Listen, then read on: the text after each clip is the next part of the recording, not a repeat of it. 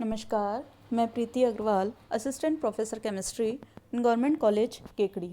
बच्चों, हम BSc first year में फिज़िकल केमिस्ट्री में सॉल्यूशन पढ़ रहे थे। लास्ट टॉपिक आपने इसमें कंसंट्रेशन के बारे में पढ़ा। What is the concentration? किसी सॉल्यूशन में विलायक की निश्चित मात्रा में घुली हुई विलेय की मात्रा क्या कहलाती है? कंसंट्रेशन। इस कंसंट्रेशन को हम कई प्रकार से रिप्रेजेंट कर सकते हैं। इसको मोस्टली दो पार्ट्स में क्लासिफाइड किया गया है, वेट यूनिट और वेट वॉल्यूम यूनिट। आपने वेट यूनिट में मोल फ्रैक्शन, मोलैलिटी तथा वेट परसेंटेज के बारे में पढ़ा, तथा वेट वॉल्यूम यूनिट अर्थात जिसमें विलेय की निश्चित मात्रा विलायक के दिए गए आयतन में घुली हुई है, उसे हमने नाम दिया था वेट वॉल्यूम यूनिट का। और इसमें हमने पढ़ा मोलैरिटी, फॉर्मेलिटी और नॉर्मेलिटी को। वेट वॉल्यूम यूनिट टेम्परेचर पर डिपेंड करती है, जबकि वेट यूनिट टेम्परेचर पर डिपेंड नहीं करती, क्योंकि आयतन ताप के साथ परिवर्तित होता है। तो ताप जैसे जैसे हम परिवर्तित करेंगे वैसे वैसे आयतन भी चेंज होगा, और इसी के साथ वेट वॉल्यूम यूनिट में भी परिवर्तन होता है। इसी श्रृंखला में अब हम आगे पढ़ेंगे activity and activity coefficient. Arrhenius कहता है कि जब आप किसी इलेक्ट्रोलाइट को वाटर में डिसॉल्व करते हो, पानी में घोलते हो, तो वह अपने कैटायन और एनायन में डिसोसिएट हो जाता है। और जब हम इसका डिसोसिएशन कांस्टेंट देखते हैं तो आपको पता है डिसोसिएशन कांस्टेंट बराबर होता है कंसंट्रेशन ऑफ प्रोडक्ट अपॉन में कंसंट्रेशन ऑफ रिएक्टेंट। तो हम यहाँ लिख सकते हैं dissociation constant K is equal to concentration of cation into concentration of anion upon में कंसंट्रेशन ऑफ इलेक्ट्रोलाइट। आप लो मास एक्शन पढ़ के आए हैं, वहाँ एक टर्म प्रयुक्त होती है एक्टिव मास, और यहाँ हम जो कंसंट्रेशन लेंगे उसे हम कहेंगे एक्टिव कंसंट्रेशन। तो क्या मतलब है एक्टिव कंसंट्रेशन से? कंसंट्रेशन का वह भाग जो सक्रिय रूप से किसी रासायनिक अभिक्रिया में भाग लेता है उसे कहा जाता है एक्टिव कंसंट्रेशन। अर्थात यह जरूरी नहीं है कि जितना आपने रिएक्टेंट रिएक्शन में काम में लिया है वो कंप्लीट रिएक्टेंट प्रोडक्ट में परिवर्तित हो जाए। उसका वह पार्ट जो प्रोडक्ट फॉर्मेशन में भाग लेता है उसे कहा जाता है एक्टिव कंसंट्रेशन।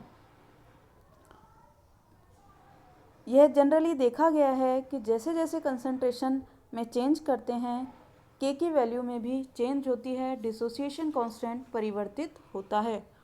इसके परिवर्तन का कारण है कि कैटायन और एनायन के बीच में लगने वाला इंटरआयनिक फोर्स ऑफ अट्रैक्शन।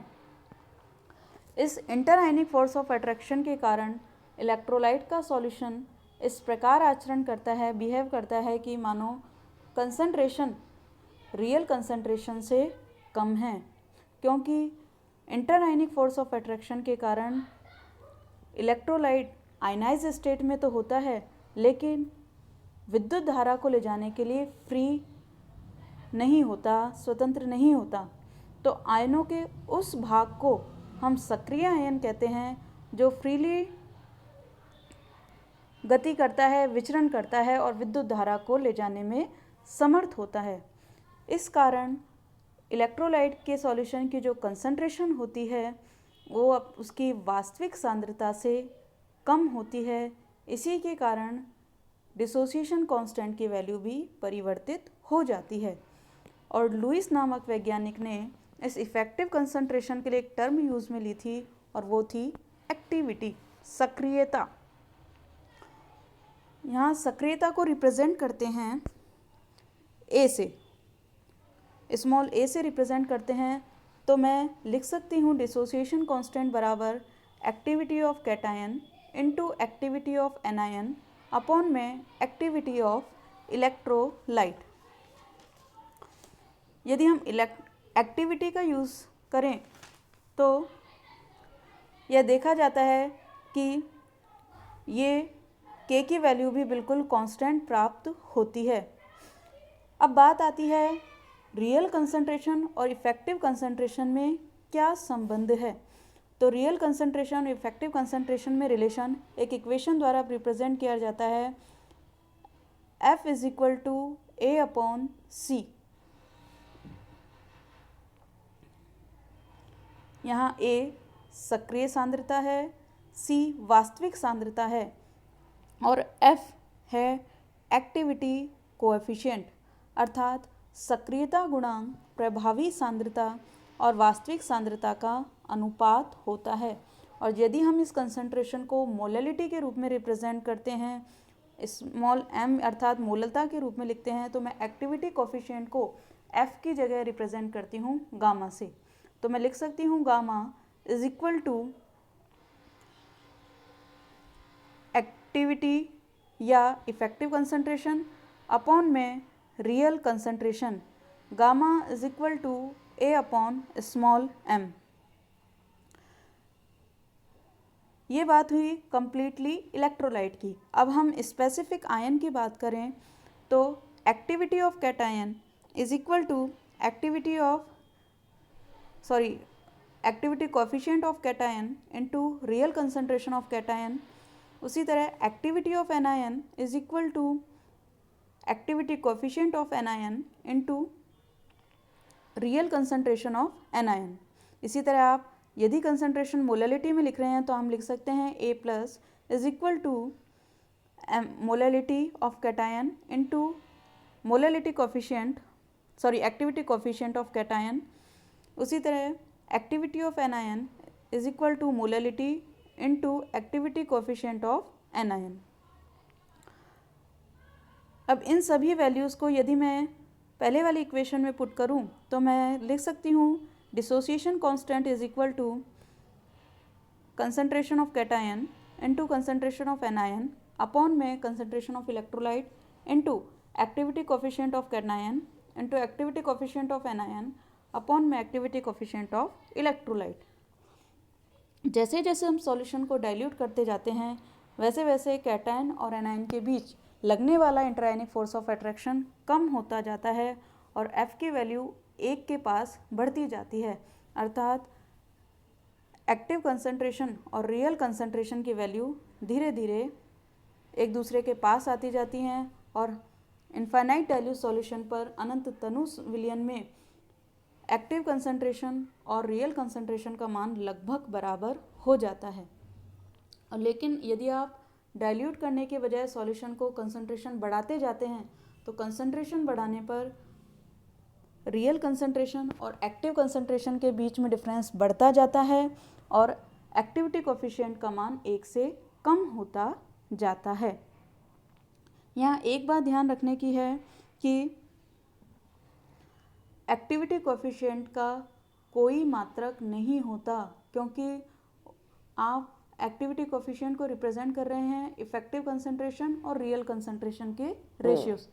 तो दोनों कंसंट्रेशन है तो दोनों की यूनिट समान है, इसलिए एक्टिविटी कोएफिशिएंट का कोई मात्रक नहीं होता।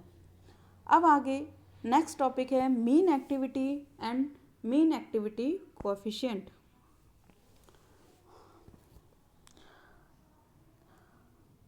किसी भी आयन की एक्टिविटी को हम एक्सपेरिमेंट द्वारा डिसाइड नहीं कर सकते, क्योंकि एक ही प्रकार के आयन का सॉल्यूशन बनाना पॉसिबल नहीं है। लेकिन हम आयनों की एक्टिविटी को उसकी इलेक्ट्रोलाइट की एक्टिविटी से संबंधित कर सकते हैं, उसमें संबंध बता सकते हैं। जनरली एक इलेक्ट्रोलाइट मोनोवैलेंट इलेक्ट्रोलाइट AB का जब हम डिसोसिएशन करते हैं तो हमें कैटायन और एनायन मिलता है। तो यदि इलेक्ट्रोलाइट की एक्टिविटी है A और कैटायन और एनायन की एक्टिविटी है A प्लस तथा A माइनस, तो मैं कह सकती हूँ activity of electrolyte A is equal to activity of cation into activity of anion. चूँकि अभी आप पढ़ चुके हैं कि किसी भी आयन की एक्सपेरिमेंटल वैल्यू ज्ञात नहीं की जा सकती, अतः कैटायन और एनायन की मीन एक्टिविटी ज्ञात की जाती है और ये मानी जाती है ए प्लस माइनस। तो मैं लिख सकती हूँ A is equal to A plus minus into A plus minus. तो mean ionic activity A plus minus बराबर होगी एक्टिविटी के स्क्वायर रूट के। उसी तरह mean activity coefficient F plus minus बराबर होगा एक्टिविटी कोफिशिएंट एफ के स्क्वायर रूट के। ये तो बात हुई मोनोवैलेंट इलेक्ट्रोलाइट की। अब मैं अगर बात करूं पॉलीवैलेंट इलेक्ट्रोलाइट की, तो एक इलेक्ट्रोलाइट मैं लेती हूं जनरली AX/BY। जब इसको वाटर में डिज़ोल्व करते हैं तो ये अपना कैटायन बनाएगा XA की power XA Y plus plus YB।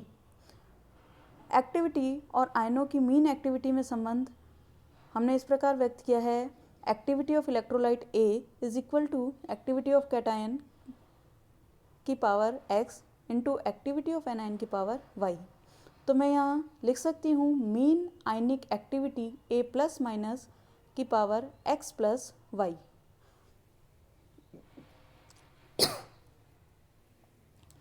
तो mean ionic activity A plus minus is equal to cation activity of cation into activity of anion की पावर 1 अपॉन में x प्लस वाई, अर्थात एक्टिविटी ऑफ इलेक्ट्रोलाइट की power 1 upon x plus Y. उसी तरह mean activity coefficient f plus minus बराबर होगा activity coefficient f की power 1 upon में x प्लस वाई। अब यदि C प्लस तथा C माइनस को मैं कैटायन और एनायन की कंसंट्रेशन का नाम दूं, तो मैं कह सकती हूँ एक्टिविटी ऑफ कैटायन अर्थात A plus is equal to F plus into C plus तथा A minus is equal to F minus into C minus. अब इन सभी वैल्यूज़ को मैं ऊपर वाली इक्वेशन 1 में यदि मैं पुट करूं, तो मैं लिख सकती हूँ mean ionic activity A plus minus is equal to bracket activity coefficient of cation की power X real concentration of cation की power X activity coefficient of anion की power Y real concentration of anion की power Y bracket close और complete digit पर power 1 upon में x plus Y. Finally मैं लिख सकती हूँ mean ionic activity A plus minus is equal to activity coefficient of cation into activity coefficient of anion की power 1 upon में x plus Y into concentration of cation into concentration of anion की power 1 upon x plus Y.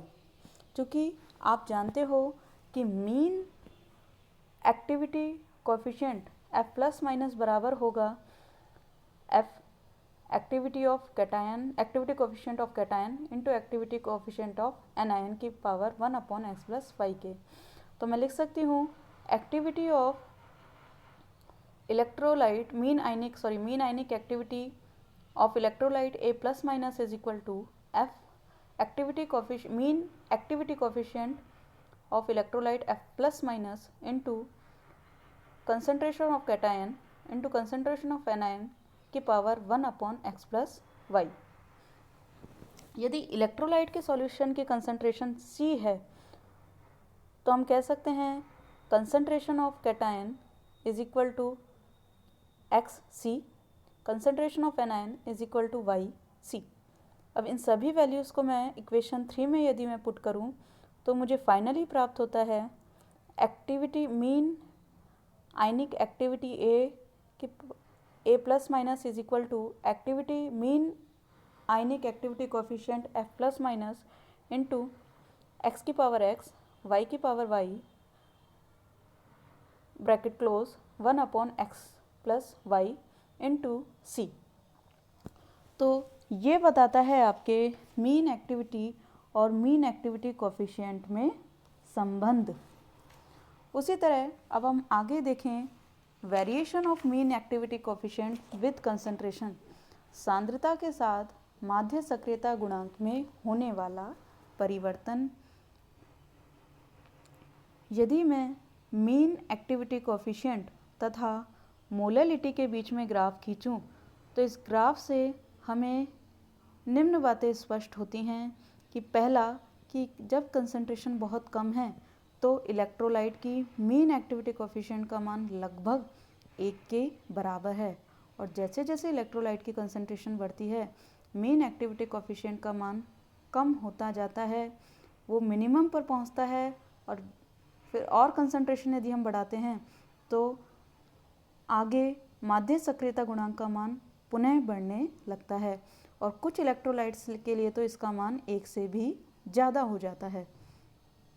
उसी तरह infinite dilution पर सभी electrolytes के mean activity coefficient की value लगभग 1 के बराबर होती है और हाईली डाइल्यूट सॉल्यूशन में एक ही प्रकार के इलेक्ट्रोलाइट आप यहाँ देख रहे हैं जैसे पोटेशियम क्लोराइड है, सोडियम क्लोराइड है, मोनोवैलेंट इलेक्ट्रोलाइट के माध्य सक्रियता गुणांक के मान लगभग बराबर होते हैं। इसके अलावा दी गई कंसंट्रेशन पर यदि कैटायन और एनायन की वैलेंसी का मल्टीप्लिकेशन गुणनफल जितना ज़्यादा होगा या कहें किसी इलेक्ट्रोलाइट के कैटायन और एनायन की वैलेंसी जितनी ज़्यादा होगी उनके एक्टिविटी कोएफिशिएंट का मान उतना ही डेविएट होता है, उतना ही अधिक विचलन प्रदर्शित करता है। तो आज हमने पढ़ा एक्टिविटी कोएफिशिएंट के बारे में। आज के लिए इतना ही, धन्यवाद।